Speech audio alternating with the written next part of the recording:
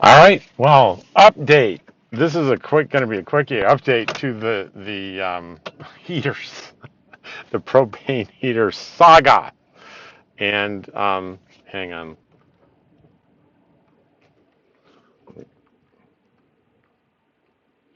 Okay, update to the propane heater saga.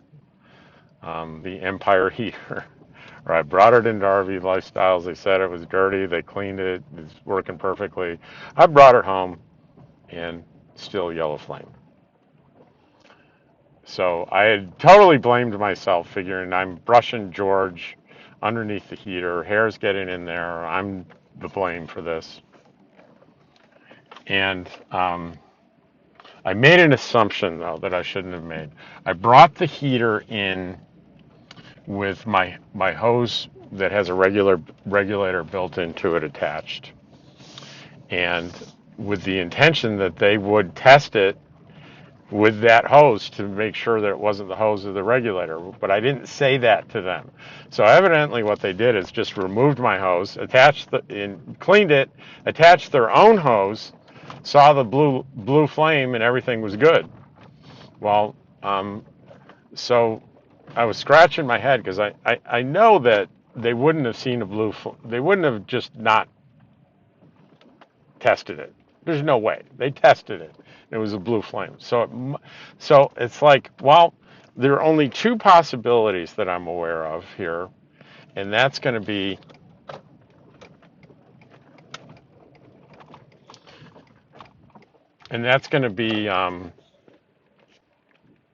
the propane tank or the hose and regulator. So I switched out propane tanks, yellow flame. Then I went to my friend Cheryl, who has the same hose configuration for a Wave 3, borrowed a hose, hooked it up, voila, blue flame. It is this thing. Either this regulator's gone bad or the hose is clogged. At this point, I'm just going to go to RV Pit Stop. They make hoses and with good regulators. It ain't cheap, but I don't want this problem again. And I don't even know where I got this one. I looked on Amazon in my purchases and it wasn't there. So I'm not sure where I got this one. It was kind of disappointing that I couldn't find it because maybe I could, if there was a warranty, I could claim the warranty. But I'll look again. Maybe I looked under propane hose and it showed a couple propane hoses for other things I'd gotten, but not this one.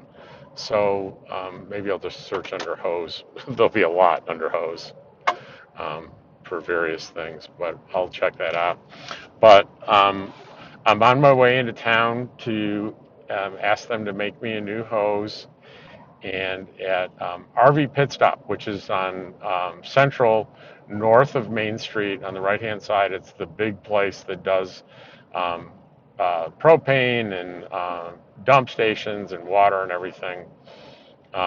But I know that Cheryl's hose, which worked like a charm, her hose failed on her Wave 3, and she went and had it replaced by them, and it works like a charm. And I looked at the hose; it's better rubber. The regulator looks pretty sturdy.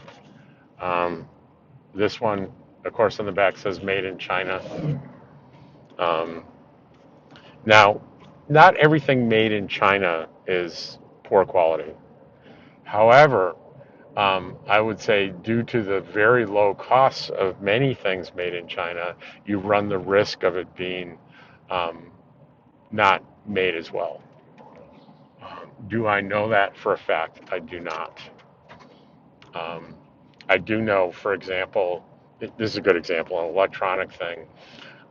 When I was trying to fix my friend Judy's hot water heater, her rig is over 20 years old, so the hot water heater, by definition, is over 20 years old.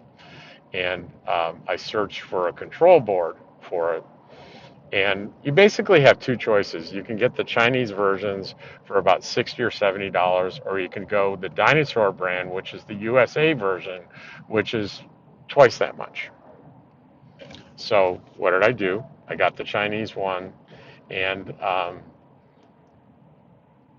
I put the board in, and it presented a different problem. There was progress. It wouldn't light at all, but with the new board, it would light, but the igniter would keep clicking, and like it didn't recognize that the flame was going.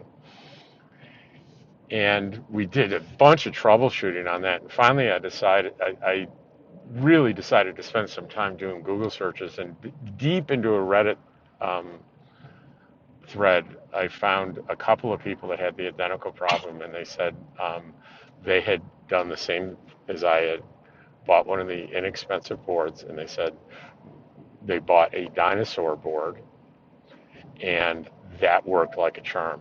So I think what it is those Chinese boards aren't completely backwards compatible. The dinosaur board, they make it so it's compatible with just about everything that's out there, and it's clearly backwards compatible because I was able to find a barely used one for $100, so it wasn't quite twice as much, but it was $100, and pop that baby in there, made in the good old USA, um, and it worked just perfectly.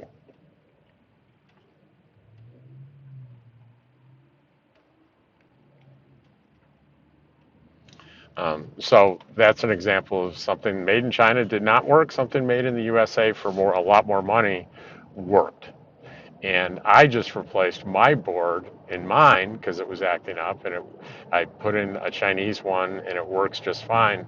But I'm sure that I'll be replacing it again in a couple of years, and I wish I had bought the dinosaur board for mine, and I would have, had I known at the time what I know now.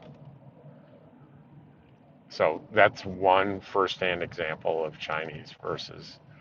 Um, and I do hear like a lot of the diesel heaters that RVers use are made in China, and I'm hearing they don't have great longevity. But that's second, third, and fourth hand knowledge, not first hand knowledge. I've never had a diesel heater, and I really don't know all that much about them. But here we are. I'm going to show you RV pit stop. Um, it's going to be up here on the right, and it's going to be $50 or $60, believe it or not, to replace this hose. I'm sure. Um,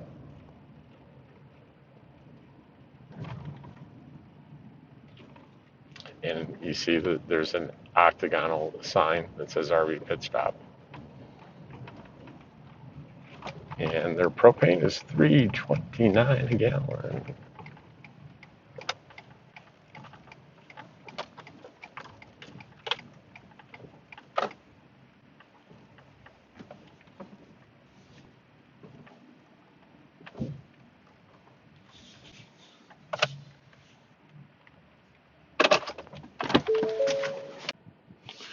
All right, well, I got my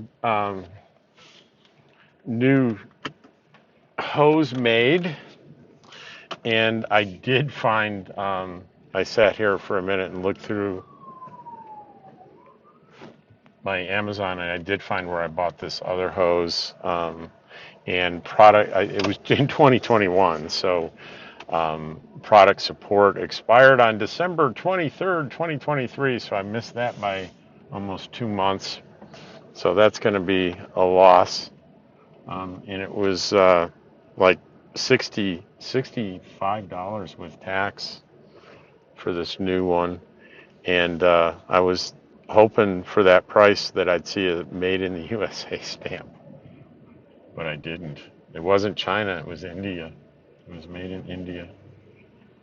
Um, so I don't know anything about what that might mean for the quality, but it definitely was not made in the USA.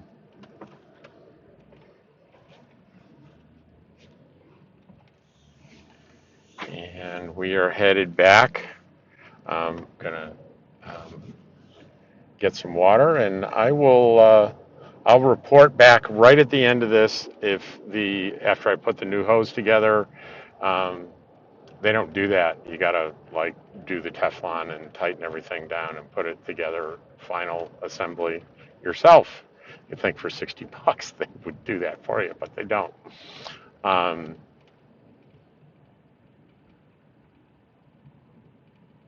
I will report when it's assembled and hooked up and I have a blue flame. I will let you know, and we'll close out this little video. Take care.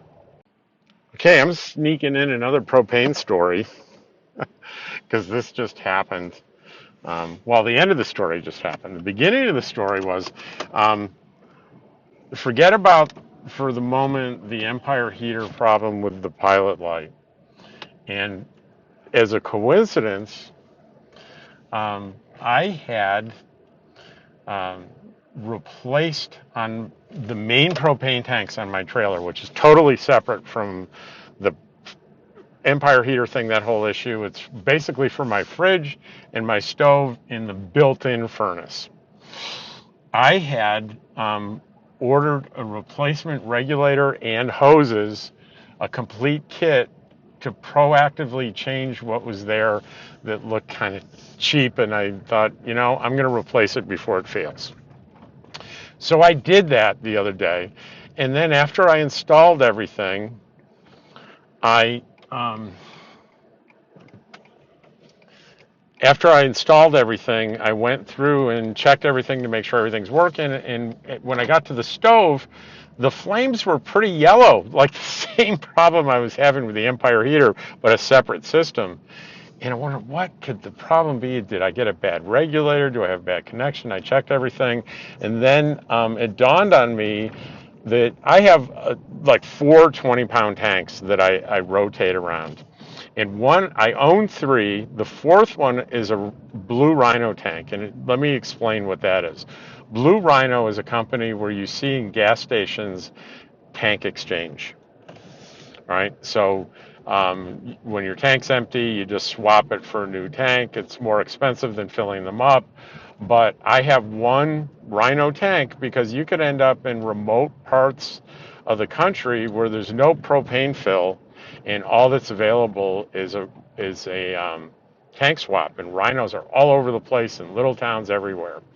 So I have one out of the 4 tanks, and that was the tank that was that the whole trailer was hooked up to at the time. And I know that there was last couple of times I hooked up that tank, I had to kind of fiddle with the valve to get the propane to flow. So I think, hey, maybe it's a bad valve. So I changed to the other tank, and voila, blue flame. So I looked up where I could do the exchange here. It was the Love's. So I go to Love's and I say I need to exchange a tank. And I tell them as a courtesy, hey, I think this valve is going bad. And they go to, I guess, talk to the manager. They come back, we can't take the tank. I said, what do you mean you can't take it? It's damaged. I said, well, yeah, I didn't damage it, and it's just old, and it's not my tank. It's got Blue Rhino, all the logo all over it, and it's Blue Rhino's responsibility. And they started getting angry at me, and finally they said, we'll go get the manager. And the manager comes out and he sees me standing there with a Blue Rhino propane tank, and he finally goes, so all you want to do is exchange this? I go, yeah, that's all I want to do. And I'm telling you as a courtesy that this valve is going bad, so Blue Rhino doesn't, refill it and give it to another customer. And they go, oh, okay, we could do that. So that was it was a little hard to make that happen.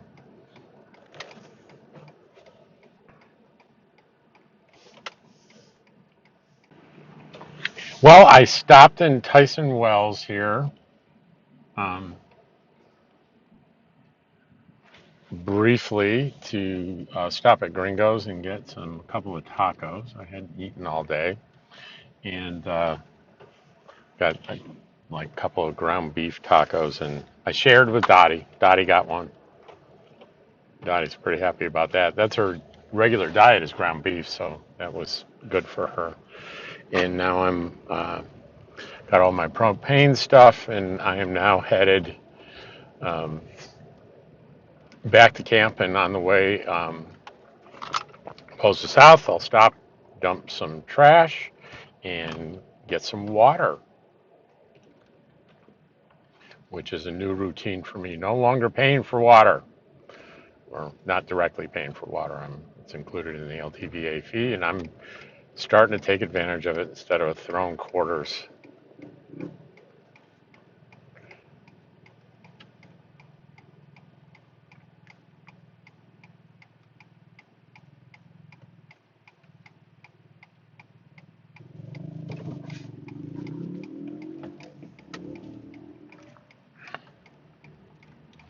I'm not a big fan of motorcycles. I know many of you will vehemently disagree with me, but it's years of being a firefighter and a paramedic and seeing the devastation that motorcycle accidents are.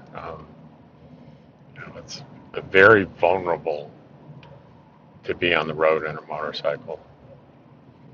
And I'm sure there are plenty of people that go their whole lives riding motorcycles on the regular and never get seriously hurt. But I remember years ago talking to a motorcycle officer in Boston PD.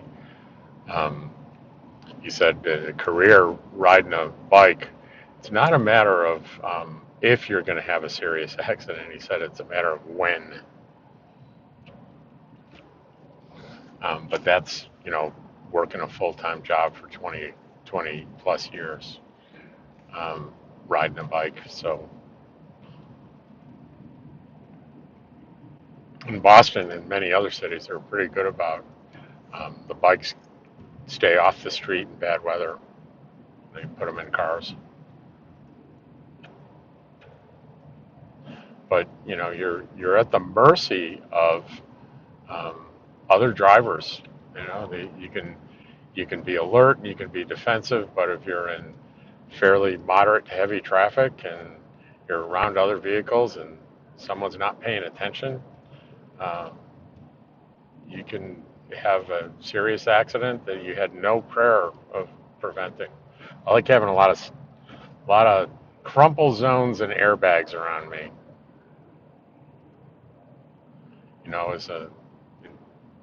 I've been to the scene of a lot of accidents, and the crumple zones exaggerate, really make it look, some accidents look more dramatic than they used to in the old days. But you would see, roll up on a scene and go, they have to be dead in there, and the occupants are standing next to you on the road talking to you. Crumple zones, and people know about airbags, but not everyone knows about crumple zones. That's parts of the vehicle that are designed to collapse in a collision and absorb the energy of the collision before it gets to the passenger compartment. So if you crumple parts of the vehicle that aren't intruding into the passenger area, and that absorbs energy from the impact, then that's less energy to impact the passengers, so it's safer. So you have crumple zones and you have front airbags, and nowadays they have side airbags. Saves a lot of lives. Absolutely saves a lot of lives.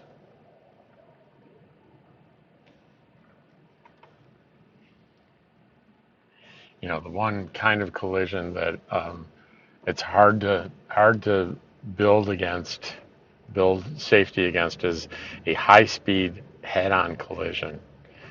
And on most undivided highways like Highway 95 here, you're a foot away from another vehicle, traveling 65 miles an hour or more. And the physics of car accidents said when there's a head-on collision, the speed impact is the sum of both speeds. So 65 and 65 is 130. It's the equivalent to hitting an immovable object at 130 miles per hour. Now, I learned that a long time ago, and sometimes we learn things in many, many years ago that are incorrect. So if that's not correct, say so in the comments. Tell me where I've gone wrong with that.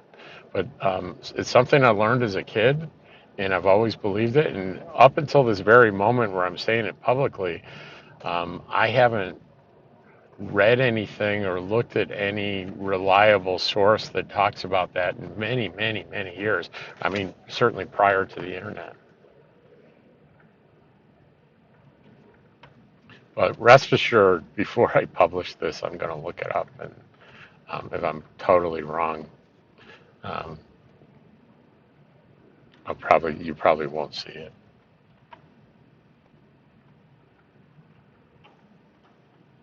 Yeah, this is, we're near the vault toilet, so there are a lot of tent campers here.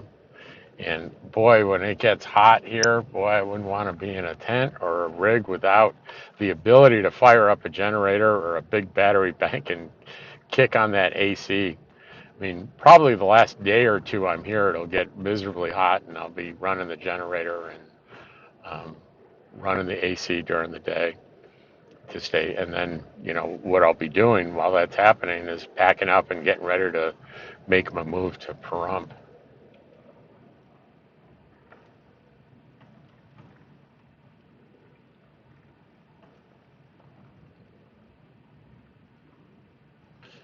There's always a little bit of sadness at the end of the season here, when friends part way. And we've already seen that with a couple of people leaving. Um, on the other hand, I'm looking forward to a change of scenery. I'm looking forward to being back in Pahrump. I really like Pahrump a lot, and I'm going to be there March, April, May, and half of June. So I'll be there a good long time, and I'm sure I'll make at least a couple of trips to Death Valley National Park. I think it's a wonderful place. Great day trip opportunity, and then my first New Mexico reservation in, ironically, Las Vegas, New Mexico. Story Lake is, I think it's the 15th of June. It's going to be, it's a long drive, but I'm going to do it in one day. And then up to Coyote Creek Park. And then I'm going to bounce around from, the plan is the Eagle Nest. Hey, Eagle Nest, and hey, there's a friend here. All right, dump the trash, and I am off to get another 6 gallons of water.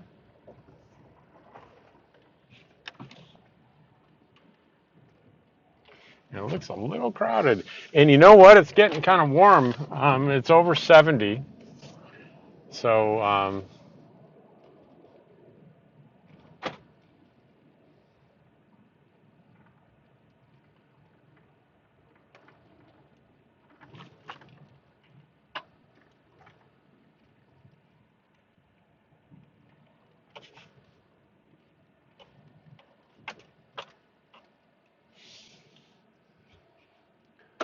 it's over 70. And it's the 20th. I'll have to take a look at the.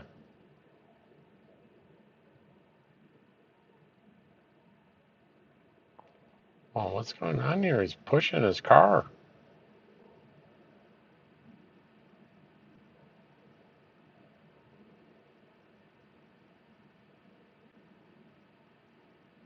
Oh, he's jumping. He's getting a jump.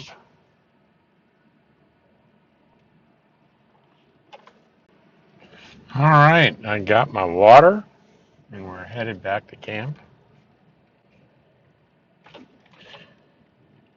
And at the end of this, I will show a little clip of the completed propane solution, and hopefully I'll be showing you a little video of a bright blue pilot light.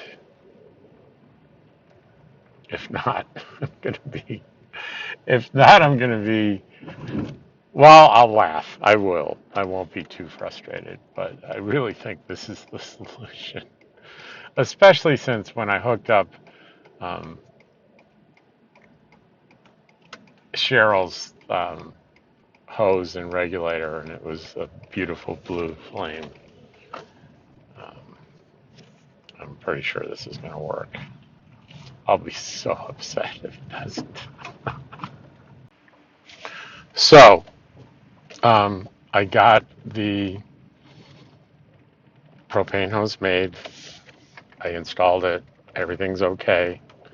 And the propane saga is over. And it's only 2:27, and it's already been a long day.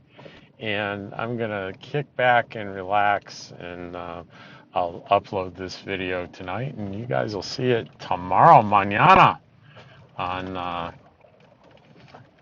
Wednesday. So see you then. Thank you for watching. I appreciate your time. Take care.